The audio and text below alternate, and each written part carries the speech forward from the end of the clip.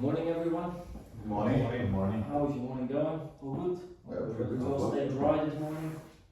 Trying to. Try. Okay, my name is Robin Corner, and I'm excited to lead today's training session and introduction to the WHS. With 6 years of hands-on experience as a painter, a plasterer, and a renderer in the Australian construction industry, I have a strong particular understanding of this topic. I'm also a qualified advanced scaffolder. To get started, let's introduce ourselves. Please share your name, your work, your background, maybe if you had some experience back home as well, you can also share that. Niraj, you want to start? Yes, hello everyone. My name is Niraj Pandelu and I've been here in Australia for 7 years. I'm originally from Nepal and I've been working now, I just recently started with a new job as an apprentice painter. I've been working for that in that role for 1 month now. And then the reason for this course today is I want to be able to work up, learn more about WHS. That's the reason for this course, so yeah, that's all. Thank you, Niraj. Nice to meet you, Niraj. Nice to meet you guys. My name is Tobias Vienna. I've been in Australia for 4 years.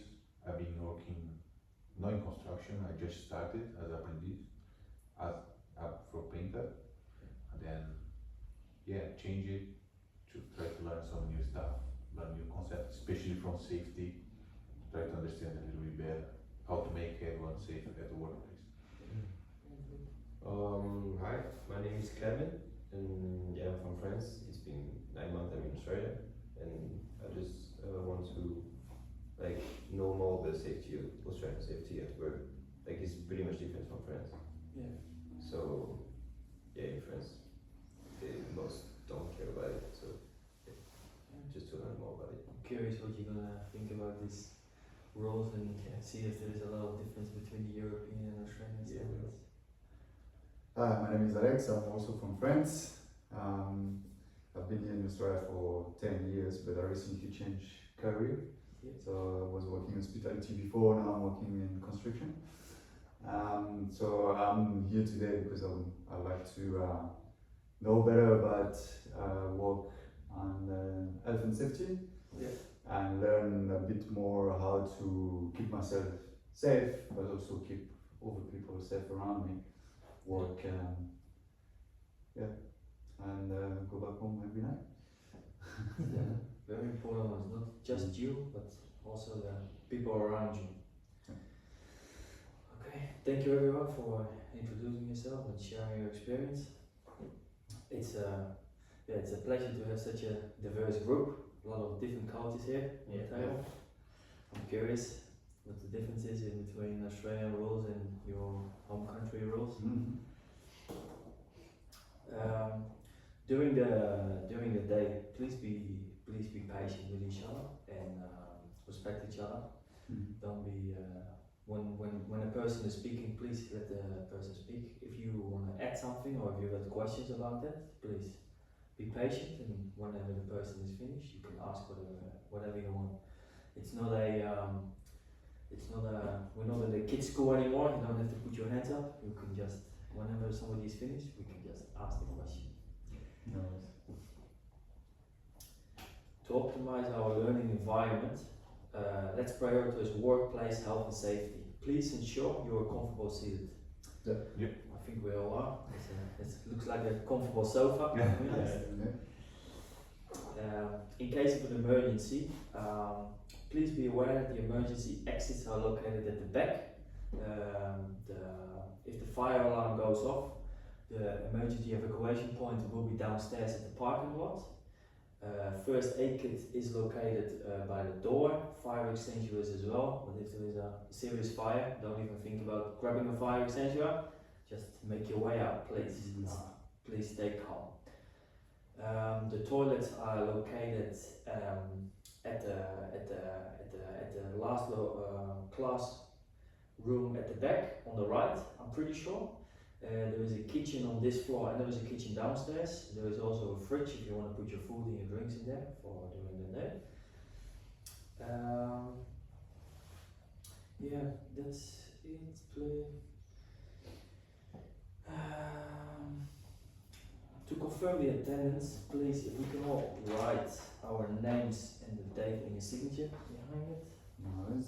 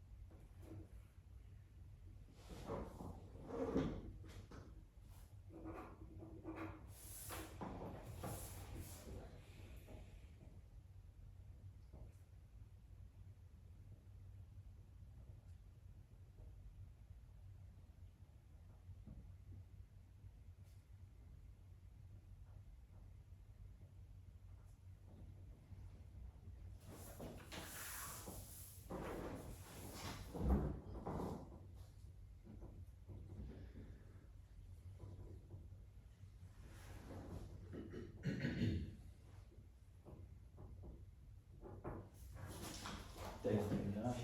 Yeah. Even though you didn't work back home in construction, do you have any idea about how work health and safety rules back home or the construction Yeah, rules? actually when I work in a restaurant, there was WHS in that place, so I know the general concept of what it is. Yeah. So it's workplace health and safety. I think it's best, generally means to be safe at work. Mm. It's for safe procedures, but I want to learn more. That's the reason why I'm here today. Yeah. Yeah, it's true. Like in your country, you guys build scaffold with timber. It's not timber, it's with bamboos actually. It's true. Yeah, it's true. Now the middle ones and the good ones are going there, but generally it's bamboo house, bamboo scaffold. Wow, Yeah. that feels safe, eh? Nah, it doesn't look safe at all. Nah. It doesn't look safe at all. Nah. It's hard to identify each single bamboo stick individually, but This is good. This is not. you'll be surprised about how strong bamboo can be. Yeah, Yeah, very but flexible. it doesn't look safe, to be honest, because the way they built is, it's not like the structured scaffold that we see here. It's not. It's just like bamboos, and then there's a cross in between, and then you have to jump with the tools in there. So yeah, that's. Alright.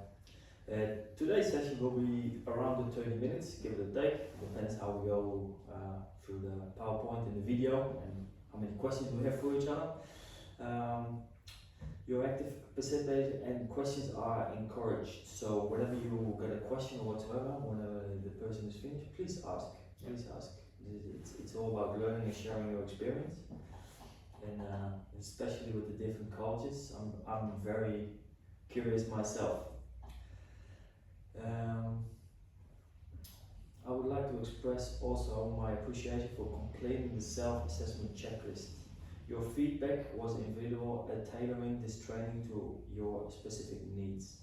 Today's goals and outcomes: by the end of the session, you will learn about the importance of WHS, key principles of WHS, roles and responsibilities of individual in maintaining WHS, and brief introduction to hazards, policies and procedures, and how to develop continuous improvement in WHS.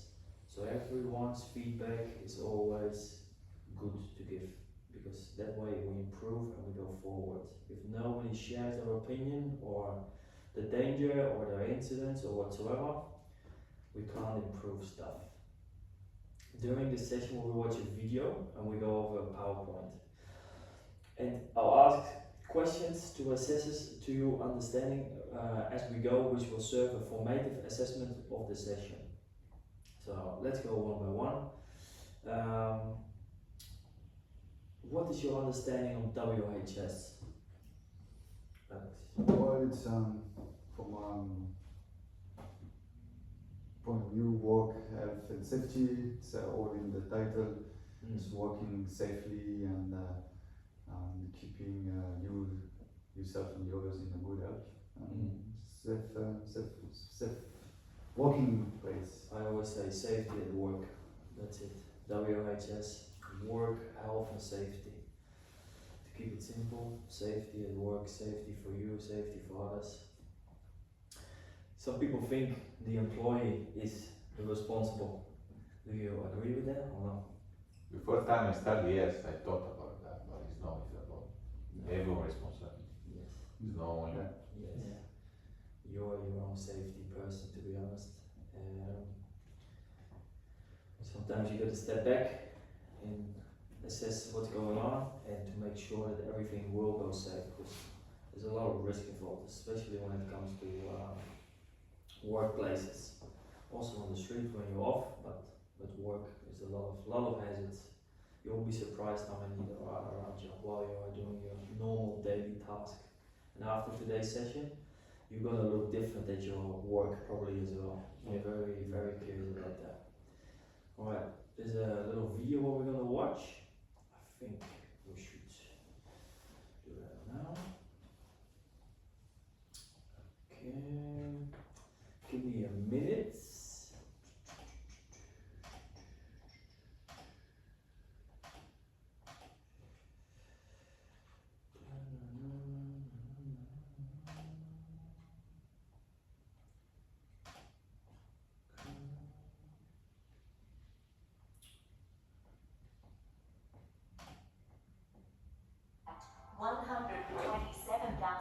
Workplace-related injuries reported in 2010-2011, and 220 work-related deaths. And every single one is one too many. Work-related injury and illness were estimated to cost $60.6 billion in the 2008-2009 financial year. This represents 4.8% of GDP. But what's worse is that the injury and fatality rates for the Australian construction industry are almost double those in Europe. The introduction of the harmonised workplace health and safety legislation has helped, but companies are only now starting to realise the implications of the new legislation for their business, including significantly increased legal exposure that directors now carry that includes large fines and even jail time. Getting people home safely is the most important job of all, yet it can often be a secondary activity thought about after the work plans have been completed, and many people work in environments where risk is unpredictable, and working safely requires informed planning and easy access to information in the field. But typically, this information is locked away in head office, in multiple systems that don't talk to each other, or worse, in dusty filing cabinets. It's this challenge that Field Tech has set out to address. So, what are the systems that you need to assess risk, manage training, qualifications and procedures, report incidents and plan projects, or with you out in the field when you are actually doing the work? And you can use this information to form the basis of your project plan, undertake risk assessments, and manage day-to-day operations. It would save hours of administrative work and provide assurance that your team and the general public were safe and the company complied with the law, which makes everyone happy. Field Tech is a game changer in ensuring people finish their workday safely in a controlled risk environment. Why not check it out for yourself at www.fieldtech.com.au. Job done, all safe.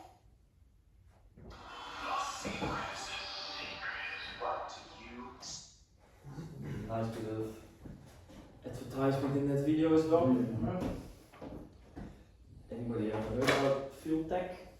Field Tech now, like, looks like it's a pretty good thing to have. You maintain the safety paperwork. Yeah, it's a I'm big- curious what the big yearly good tool. fee is. Yeah. Very good too. And I was surprised the amount of death.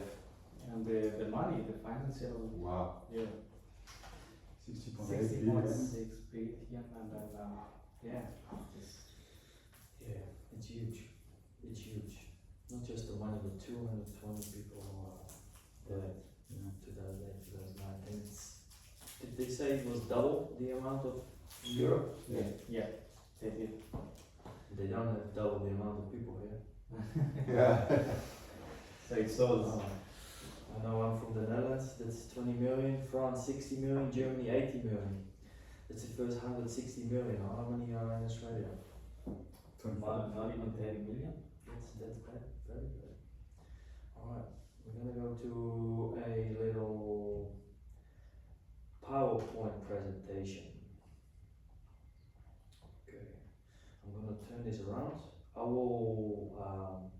be reading section by section, and we go through some questions. And yeah, if you don't understand anything, or if you got any feedback or questions, please just as we go through every slide. We have a look at everything.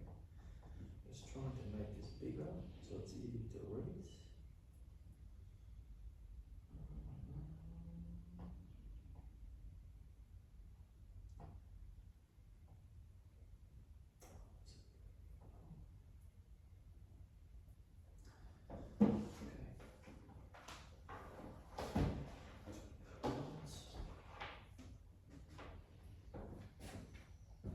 Alright. The key principles of WHS. One of the first ones is hazard identification. Probably identify potential hazards in the workplace is a fundamental principle of WHS. Enable organizations to mitigate risks and protect employees. Without looking at them, without searching for them, even though maybe they're that obvious, you have to look for them. Try to think about the worst case scenario, what can happen or whatsoever. I just became a dad. So right now I'm going through my house, and even the craziest things, a little plant standing on the side of a little piece of furniture. If he grabs the piece of furniture, the plant can come down. Or a television it's nice up and high, but if he grabs one of the wardrobes or we start shaking it can fall. So I attach stuff to the wall, and if we don't look for things, we're not gonna find them. And yeah, you will find them the hard way. You probably can end up with an injury or even death. Employee engagement, involving employees in WHS processes and encourage a culture of safety awareness are crucial for ensuring effective implementation and compliance. Does everybody know a little bit what that means? What they mean with that? Employee engagement, I think getting the people like your worker, co-worker involved into the process, maintaining safety. Especially in the bigger companies, most of them. So I think They're sitting in an everyone, office. They don't know what, and most of the time they're really busy as well, but they have no idea what's sometimes going on in the field. That's why we have to speak up sometimes for ourselves and for your colleagues. Here we go. Shared responsibilities. WHS is a shared responsibility with both employers and employees playing vital roles in maintaining a safe, health work environment. Basically what we just said already. Any questions about the first slide? No. no, good. Pretty clear so far. Yeah. Roles and responsibilities in WHS. Employee responsibilities. And some of this is going to be a little bit repeated. I still want to go through it. If there is a little section where you can skip, I might do. But I like to read through everything with you guys and see what you guys, if you get any questions as well. The employee responsibilities. Employers have a duty of care to provide a safe and healthy work environment, including implementing policies, training and resources to protect employees. Employee responsibilities. Employees must follow safety protocols, use protective equipment, and report any hazards or incidents to maintain a safe workplace. WHS specialists, health and safety professionals provide expertise, conduct risk assessment, and ensure compliance with the relevant regulations and standards. Here's the funny thing. In the first one, even if the employee is telling you you should wear a mask, if you're not going to wear a mask, it's not going to do anything. If he tells you to wear gloves, he provides you with gloves, but you just leave them laying in the ute or in the car and you're not wearing them, then it's going to be very hard to say afterwards like, but I told you to wear your gloves. So please, whatever PPE is provided or is recommended, please always try to wear that. Any questions about this? With the WHS specialist, does that mean the safety officer that you have on site, or it can be anybody? No, it's WHS specialist is could be a few people. Most of the time, it's like a safety officer, Yeah. but it's also online provided resources on the internet. We can find a lot of information. But on bigger job sites, it's it's most of the time the safety officers, the first aid people. On a job site where I worked a fair bit in my life, it's most of the people with green helmets.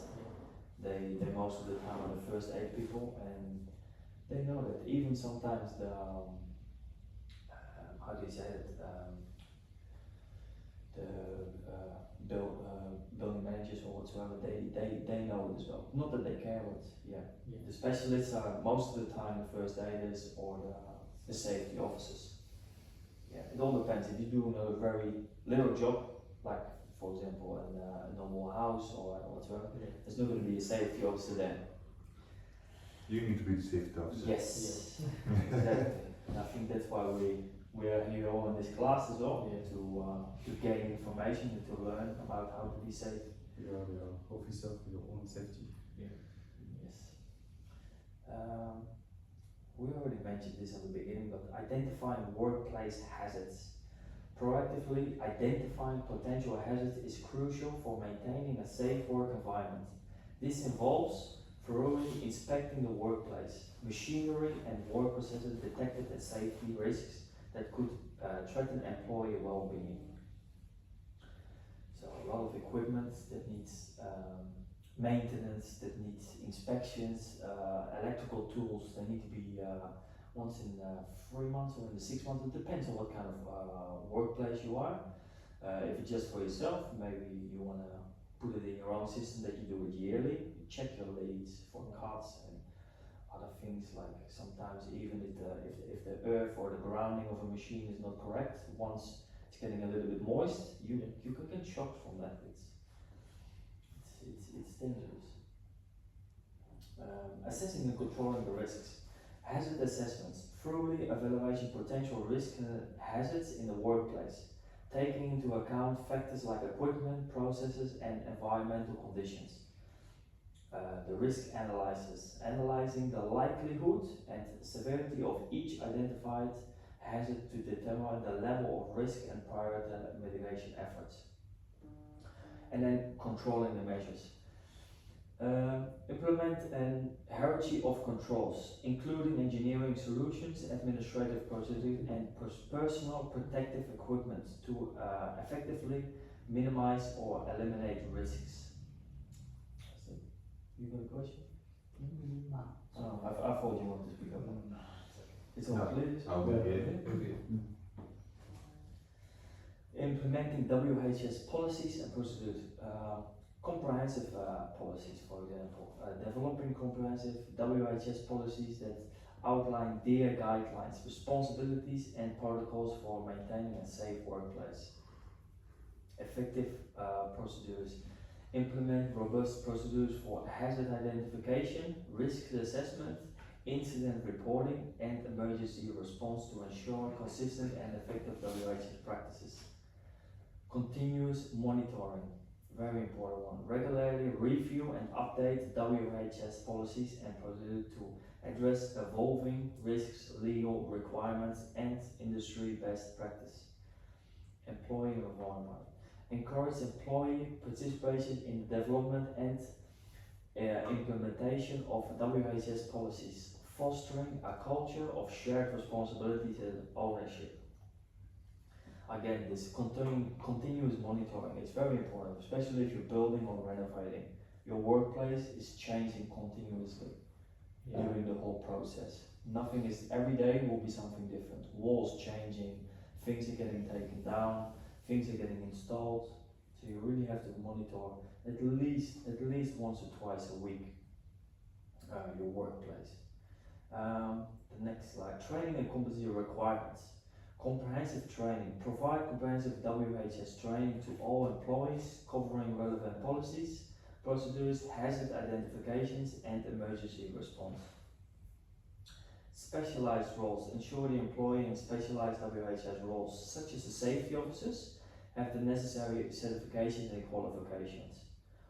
ongoing competency, regularly assess employee competency in WHS practice and provide additional training or refresher courses as needed. Continuing improvement, continuously evaluation and updating training programs to reflect changes in regulations, practices and organizations needs. One thing as well that I want to recommend is it's nice that a job site and everything got safety officers and that kind of things, but it doesn't hurt to get your own, do a little first aid course. Yeah. Or for example, another one is CPR. Mm. If you can do those two things, you know, you will be surprised how many people saved lives because they did a little. It's a one-day course only. It doesn't cost much as well, but it's good to have tickets and experience like that. Incident reporting and investigation. Immediate reporting. Ensure all workplace incidents, injuries, and near misses are reported promptly to supervisors or designated personnel. Through investigation. Conduct a comprehensive investigations to determine the root causes and contributing factors behind each incident. Corrective actions. Implement approximate corrective and imperative measures to address the underlying and issues, mitigate the risk of the recurrence. For continuous improvement. Review and analyze incident data to identify the trends. Inform policy updates and continuously improve workplace health and safety. Again, like keep monitoring. I've got a question, Robin. With the immediate reporting, like if we see something, what do we report to our supervisor, safety officer, or like for everyone, like everyone involved in the safety process? The first two are the main people. First, the safety officer should know straight away, but you can also go to your supervisor. Your supervisor can also attend once a week. You should have like a toolbox meeting or whatsoever. Yeah. They can bring those kind of things up, or even if you got a meeting with the builder, they can bring that up. It all depends what kind of job site you are, but yeah, those people who are in charge of you. If you are your own employee, you even can talk with the client about it. You know, if you want to change something, if you're working in a house or whatsoever, you are your own employee, so you need to change it because it's your safety, but also others. If it's not your house or your place or your job site, then you might need to talk with the owner of the house. But bigger job sites, straight to the safety officer. Yeah. Thank you for clarifying. And Robin, one question is, if I see a workmate doing something wrong, like safety means, should I report or not? Yes. First, I would But that's talk not with wrong, no. First, I would talk with your colleague. but if he doesn't listen. If he doesn't listen, you report it. I would. But that's not bad. But if you are working next to the person and something goes wrong with him, or he gets injured, you were watching him, you were working next to him, so then you maybe could be in trouble because you didn't say anything. And if he really, let's say he cuts off his hand because he's not using the guardrail on the grinder, for example, and you're watching him losing his hand, you don't want to live with that. If he doesn't want to listen, you go to his boss, you go to your boss, you go to a safety officer. My personal opinion, you always should speak up. Even if you piss somebody off. I would not want to live with the fact that somebody lives without a hand while I was watching him making the mistake. Okay. And a lot of people, I know what you're saying, and I know what you're thinking. A lot of people will say, I don't need that. Get fucked, I don't need that guard. It's just 2 minutes. But those 2 minutes can end up in a massive injury. It's a lot of things that can go wrong that people don't understand. We all do it sometimes, we all did it sometimes, but I am so much more aware nowadays about safety also because now I became dad, so I really got another reason to come home, but you want to live with the fact that you saw somebody getting injured and you could have done something. I don't know, it's a tough one. I will always You always report. Okay. Yes, I will. Okay, good to know. Promoting, any other questions? No. No. Promoting a safety culture. Cultivating a strong safety culture is essential for ensuring a safe and healthy work environment. This involves fostering employee engagement, empowering workers to identify and report hazards, and continuously reinforcing the importance of safe practice through the training, communication, and leading by example. By making safety a core value of the priority, organizations can build a proactive, collaborative approach to workplace health and safety, where everyone takes ownership and works together to protect themselves and their colleagues. Okay, it all comes down to the same thing. Continuous improvement in WHS. I think we went through this already, but Yeah. I Just just did the conclusion.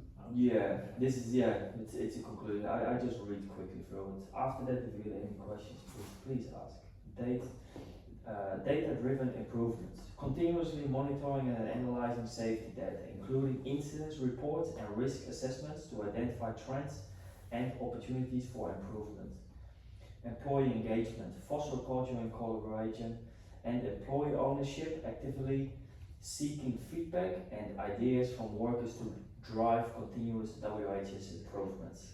And then the policy updates, of course. Regularly review and update WHS policies and procedures to adopt the changing regulations, industry best practice and emerging workplace risks. Any questions? No, No, I'm good. I think you clarified what we're here for. And, A lot of good information in there. yeah.